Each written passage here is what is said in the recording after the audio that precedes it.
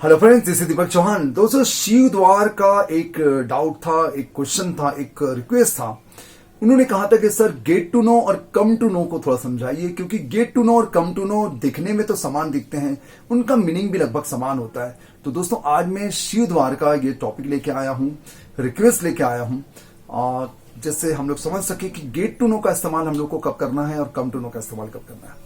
दोस्तों, वीडियो बहुत बढ़िया है, बहुत ही इंपॉर्टेंट टॉपिक है। मोस्टली ऐसे टॉपिक्स का हम लोग स्पीकिंग में इस्तेमाल करते हैं, और आप लोगों ने कई बार देखा होगा, लोगों के मुंह से सुना होगा कि I got to know, I came to know about you, ये सुना होगा। लेकिन आप लोग कंफ्यूज हो जाते हैं कि भैया मुझे कैसे इस्तेमाल करना है, मैं इसका इस्तेमाल कैसे करूं। तो दोस्तों, आज समझते हैं कि हम लोग उसका इस्तेमाल कैसे करेंगे। तो आपसे गुजारिश करूंगा कि आप मेरे वीडियो में आखिर तक रहें, उसकी मीनिंग को समझिए, सेंटेंस मेकिंग को समझिए, और वीडियो देखने के बाद बहुत से लोग को शेयर करें। ओके, चालू करें वन बाय वन।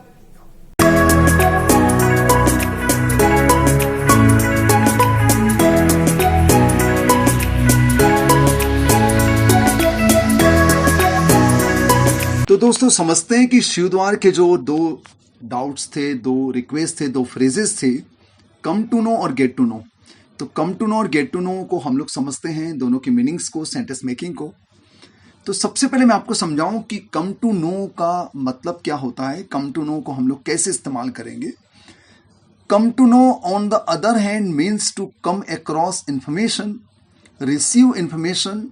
तो इसका मतलब होता है कि हमें कोई जानकारी प्राप्त होना, हमें कोई सूचना मिलना, या कोई इंफॉर्मेशन प्राप्त करना, इस सेंस में यूज करना है, तब हमको बोलना पड़ेगा कम टू नो। तो कुछ सेंटेंस लेते हैं, उससे हमें क्लियर हो जाएगा कि हम लोग कम टू नो का इस्तेमाल कैसे करेंगे। How did you come to know that he was a thief? How did you come to know that he was a thief? तुम्हें कैसे पता चला कि वह चोर है? तुम्हें कैसे पता चला कि वह चोर है? दोस्तों, पहला सेंटेंस पास्ट है, इसलिए बाद वाले मैंने वॉज किया है, एक्चुअली ये इज है। तो देखो, मैंने ब्रैकेट में लिखा है कि what series of events led you to this information? तुम्हें ऐसी कौन सी घटनाओं ने तुम्हें प्रेरित किया, तुम्हें कौन सी घटनाओं ने बताया कि वो चोर है? ऐसी कौन सी प्रोसेस ने बताया कि वो चोर है? तो यहां पर कम टू नो का मतलब हो रहा है ऐसी कौन सी इंफॉर्मेशन है, ऐसी कौन सी बात तुम्हें पता चली जिससे तुम्हें ये पता लगा कि वो चोर है। जिसको हम लोग हिंदी में कहेंगे पता चलना। Yes. Next sentence, this religious book will help you come to know God. This religious book will help you come to know God. यह धार्मिक किताब तुम्हें भगवान को समझने में मददगार होगी। यह धार्मिक किताब तुम्हें भगवान को पता लगाने में, भगवान के बारे में जानने में मददगार होगी या मदद करेगी। देखिए, फिर ब्रैकेट मैंने लिखा है कि through a process of reading, introspection, prayer, stories, a process that will eventually lead to you knowing God. ये सारे प्रोसेस को जानने के बाद, जो रीडिंग हो सकता है, इंट्रोस्पेक्शन हो सकता है, प्रेयर हो सकता है, उनकी कुछ कहानियां हो सकता है, ये सारे प्रोसेस को गुजरने के बाद हमें पता लगेगा कि गॉड आखिर है क्या। तो गेट कम टू नो का मतलब ये हो रहा है, कम टू नो का मतलब ये हो रहा है कि किसी इंफॉर्मेशन का पता चलना, कुछ प्रोसेस को करने के बाद हमें उसके बारे में पता चलेगा। Next sentence, I came to know that he was no more. I came to know that he was no more. मुझे पता लगा कि वह नहीं रहा, मुझे पता लगा कि वह गुजर गया। कुछ इंफॉर्मेशन के माध्यम से, दोस्तों के माध्यम से, कुछ ऐसी बातों के माध्यम से पता लगा होगा कि वह अब नहीं रहा।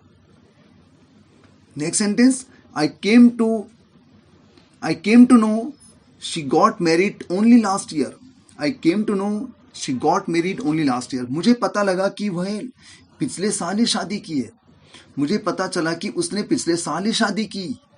यस, शायद किसी माध्यम से पता लगा हो उसे। I came to know that she was not attending the meeting. I came to know that she was not attending the meeting. मुझे पता चला कि वह मीटिंग अटेंड नहीं कर रही है। मुझे पता चला कि वो मीटिंग अटेंड नहीं कर रही है। दोस्तों, मैं कर रही है बोल रहा हूं, लेकिन वॉज इसलिए लिखा है कि पहला सेंटेंस पास्ट है, ध्यान देंगे। आप ये ना सोचिए कि मैं है बोल रहा हूं, यहां लिखा तो वॉज है। तो पहला सेंटेंस अगर पास्ट होता है तो हमें कंजंक्शन के बाद वाले वर्ड को, वर्ब को या हेल्पिंग वर्ब को पास करना पड़ता है। अब दोस्तों, हम लोग समझते हैं कि गेट टू नो का मतलब क्या होता है। गेट टू नो का मतलब ये होता है, गेट टू नो का मतलब होता है पता चलना, परिचित होना, जान पहचान होना। मतलब परिचित होना या जान पहचान होना। अगर हम लोग इसको इंग्लिश में समझे तो ये होगा to start to be familiar, मतलब किसी के साथ फेमिलियर होना शुरू होना, किसी के साथ परिचय होना शुरू होना, विथ समवन और समथिंग, किसी व्यक्ति से या किसी चीज से। It took a while to get to know the city properly. It took a while, थोड़ा समय लगा, to get to know the city properly, शहर को अच्छे से जानने के लिए थोड़ा समय लगा। ओके, तो यहां मतलब हो रहा है कि परिचित होने के लिए, शहर से परिचित होने के लिए मुझे थोड़ा समय लगा। अगर आप मुझे बोले तो आई लगा सकते हैं, आई टुक। और सिनोनिम्स एंड रिलेटेड वर्ड्स, इसको हम लोग और ऐसे समझ सकते हैं कि टू बिकम फेमिलियर, मतलब फेमिलियर होना, परिचित होना, विथ अ न्यू सिचुएशन और वे, एक नई स्थिति से और एक नए रास्तों से, नए उपाय से परिचित होना, ऑफ लिविंग, रहने के। टू बिकम एक्वेंटेड, हम लोग इसको ये भी कह सकते हैं कि टू बिकम एक्वेंटेड, परिचित होना, विथ समवन और समथिंग, किसी व्यक्ति से या किसी चीज से। तब हम लोग इस यूज करेंगे गेट टू नो, तब यूज करेंगे गेट टू नो। बहुत सारे सेंटेंसेस लेते हैं, इससे क्लियर हो जाएगा कि गेट टू नो का हम लोग इस्तेमाल कैसे करेंगे। I spend here many years, I spend here many years, यहां पर मैंने कई साल गुजारे। I got to know a lot of interesting people over the years, मैंने यहाँ कई साल गुजारे। I got to know a lot of interesting people, और मैं कई मजेदार लोगों से परिचित हुआ। ओवर द ईयर्स, कई सालों तक, कई साल गुजारने के दौरान मैं कई मजेदार लोगों से परिचित हुआ, या मेरा उनसे जान पहचान हुई, मेरा उनसे जान पहचान हुई, आप लोग ये भी समझ सकते हैं। Recently I have join this company, मैंने हाल ही में कंपनी ज्वाइन की है।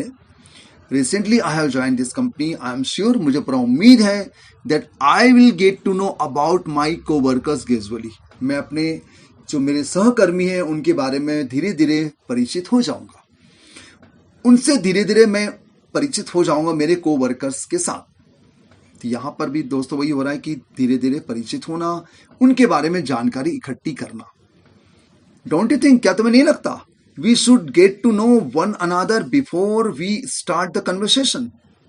Don't you think we should get to know one another before we start the conversation? क्या तुम्हें नहीं लगता कि हमें कन्वर्सेशन शुरू करने के पहले एक दूसरे से परिचित हो जाना चाहिए? क्या तुम्हें नहीं लगता कि हमें कन्वर्सेशन शुरू करने के पहले एक दूसरे से परिचित हो जाना चाहिए, एक दूसरे से जान पहचान बढ़ा लेनी चाहिए, एक दूसरे के बारे में जान लेना चाहिए?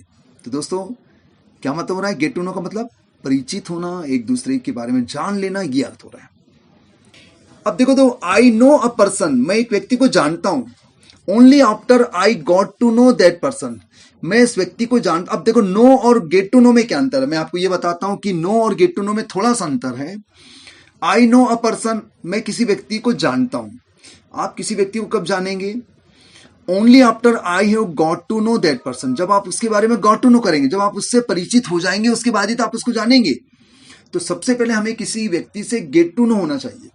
जब आप उससे गेट टू नो हो जाएंगे तो आप उसको जानने लगेंगे, तब आप कहेंगे yes I know that person, yes I know that person, मैं इस व्यक्ति को जानता हूं। लेकिन आई नो के पहले आपने उसको गेट टू नो किया था। तो दोस्तों get to know describes the process, तो गेट टू नो जो एक प्रोसेस को डिस्क्राइब करता है, और नो डिस्क्राइब द रिजल्ट, और नो जो है रिजल्ट को डिस्क्राइब करता है। तो दोस्तों आप किसी व्यक्ति को जब जानने लग जाते हैं, उससे परिचित होने लग जाते हैं प्रोसेस का पालन करने के बाद, तब आप लास्ट में कहते हैं कि yes I know that person, I know my friend very well, but before I know के पहले आपने उसको आई गेट टू नो किया था। तो ये थे दो सेंटेंसेस, दो फ्रेजेस, बहुत मजेदार थे, बहुत बढ़िया थे। तो मुझे उम्मीद है कि आपको समझ में आ गया होगा कि हम लोग कम टू नो और गेट टू नो का इस्तेमाल कैसे करेंगे। और मैंने गेट टू नो के साथ साथ मैंने नो का भी इस्तेमाल आपको बता दिया कि नो कब बोलना है और गेट टू नो कब बोलना है। थैंक यू वेरी मच मेरे वीडियो में आखिर तक बने रहने के लिए। वीडियो अच्छा लगा तो लाइक करें, अधिक से अधिक लोगों को शेयर करें। चैनल में नए हैं तो प्लीज सब्सक्राइब कर लीजिएगा, क्योंकि इस प्रकार के मैं बहुत सारा टॉपिक लेके आने वाला हूं, जिसमें आपके भी डाउट रहेंगे, मेरे डाउट रहेंगे। ओके दोस्तों, लॉकडाउन में मुझे उम्मीद है कि आप लोग बहुत सारी चीजें सीख रहे होंगे, नई नई चीजें सीख रहे होंगे, और लॉकडाउन का आप लोग भरपूर फायदा उठा रहे होंगे कुछ नई चीजें सीखकर। और हमें अपने आप को पॉजिटिव बनाए रखना है दोस्तों। यस, लॉकडाउन के बाद आपको ये नहीं कहना है कि यार मैंने पूरा समय बर्बाद कर दिया। बहुत अच्छा फिलहाल समय मिला है हमें लॉकडाउन में कुछ चीजें सीखने का। सकारात्मक रहिए, मुझे उम्मीद है कि हम लोग इससे बिल्कुल लड़ेंगे, भिड़ेंगे और जीत हासिल करके निकलेंगे। इस उम्मीद के साथ थैंक यू वेरी मच, धन्यवाद।